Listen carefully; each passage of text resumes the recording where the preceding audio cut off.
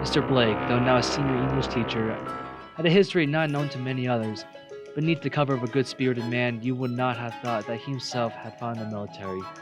Join me in this episode to find the history of military journalist Ian Blake. My name is Mr. Ian Blake. I'm the United States Army Reserve. I was a 46 Quebec, which was a public affairs specialist specializing as a writer. To put it bluntly, I was a print journalist, photojournalist, and I worked with the civilian media. Ian Blake had grew up in a military family where 2 generations before him held a military position. To continue on the legacy, he became the third Blake in his family to enlist. He always had a passion for writing and wanted to build a career upon that, but since he wouldn't be able to obtain the funds for college, he looked to a military recruiter who suggested to join, which would pay off the college. And he did exactly that, and it was no surprise that he wanted to have a writing-based military job. But there's more to that than meets the eye. Well, I was a strong writer. English was always my favorite subject in high school, and I thought, well, by being a journalist, I could at least be able to experience a lot more of the world and see a lot more of what was happening in the Army at that time. For the most of my career, I did do journalism, but we were still soldiers first, like the crest for public affairs.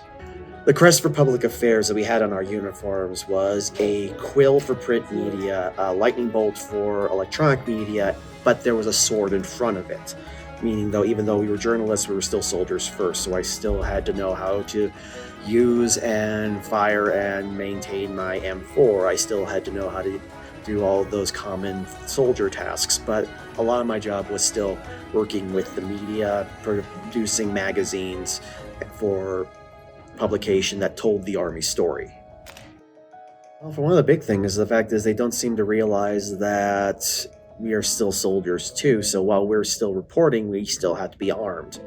So having to carry a full rucksack, including a full camera kit with 2 to 3 lenses, backup batteries, in addition to all the other stuff we'd have to be carrying, it's a lot, not as much as my colleagues in the broadcast team did. They had to carry a full video camera with them. Also, they thought that just because we were journalists didn't mean that we weren't in the field. When I was in Kosovo, we spent a lot of time out in the field with other troops. My specialty was working with the cavalry. So I was out helping them by recording mounted patrols they had, them getting out to the city. So yeah, my job was working with a computer, but I still was out in the field.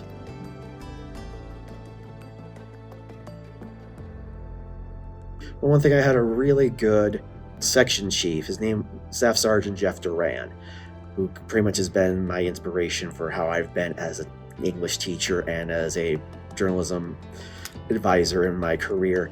He actually taught journalism in the civilian world at a university in Tennessee, and he had a strong background in it, so he always told us we wanted to be accurate. Granted, we were still trying to tell the Army story in the best way possible, but he still wanted us to be accurate. I still remember one time when I got names wrong, and I just remember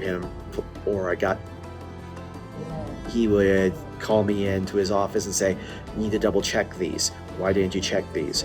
Or one time when I'll admit, I did take some information from a website that I used as part of an article about one of the bases we served that we were stationed on in Kosovo, and I didn't cite my source. And he said to me, "This is the kind of thing that get kids in my composition class in college kicked out." So that kind of stuck with me. We held ourselves to the highest standard. Well, the fact is, anytime we were out in the field, we had to be armed. Even if we were doing a dismounted patrol, I still had to have my weapon with me and had to be aware of of what was going on around me, especially in Kosovo, where there were millions of landmines used during the conflict in the late 1990s, early 2000s. If it was not covered in concrete, you didn't step on it. So that was one of the biggest challenges, just having to be aware of what was happening. Another thing that happened when I was in Kosovo was the fact that I was working with the cavalry, and we ended up at a political rally they were having their presidential elections in Kosovo, and we went to the rally of who would eventually become the first independent president of Kosovo. Big political rally. Fortunately, some people didn't particularly care for the noise they were making, so shots got fired, and we had to react. We wanted to make certain that our story was being told the way we wanted to. The fact that we jokingly sometimes refer to ourselves as internal psychological operations. Psychological operations is usually when we use propaganda against the enemy. We jokingly say we use kind of the same techniques with our own people. I just called it good reporting.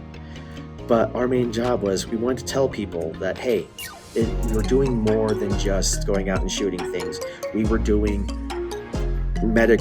pop-up medical examinations for not just people, but for animals. We were helping build roads. We were helping build schools. We were making certain that a country where ethnic cleansing was happening, that ethnic strife was not being done again, and the fact that we were also making certain that there was a free and fair election in a growing new area. And when we were in Iraq, that was the same thing. We wanted to show that we were doing good things. We were helping people. Again, helping the people there, trying to make it so that they could have a life like we had.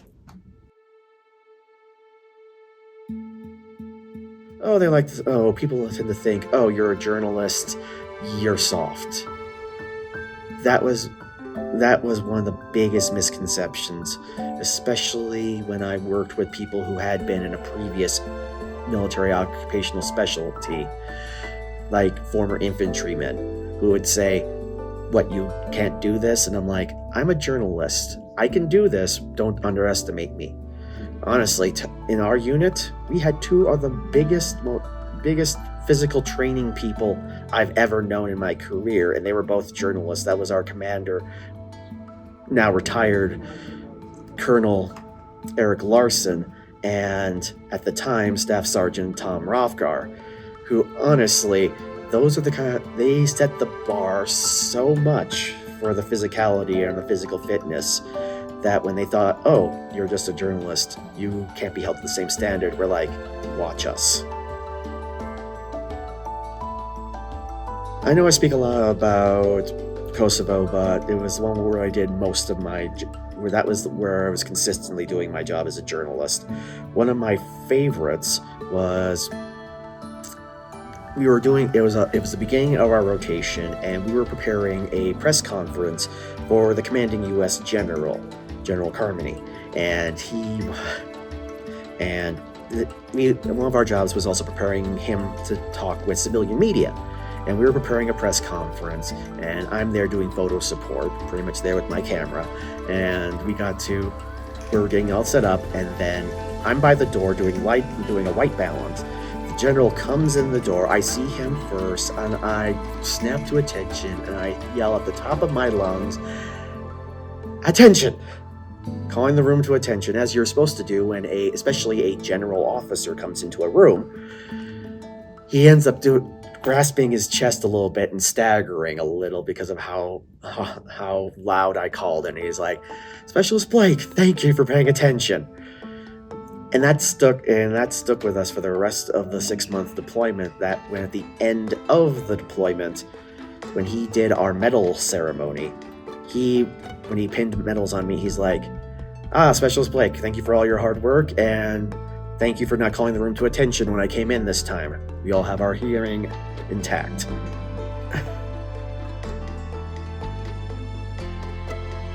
Well, I just like to think that there's more to being in the military than just the expectation of, oh, I just have to do combat, or oh, I'm always going to be in a combat zone. In order to be in the military takes hundreds, if not thousands of people for operation to work, and you need people in the back. You need people making certain people get paid. You need to make certain people are getting the supplies they need. And at the very least, you need people telling the stories and recording what they do, so that it's not forgotten and that the people back home can see what's going on.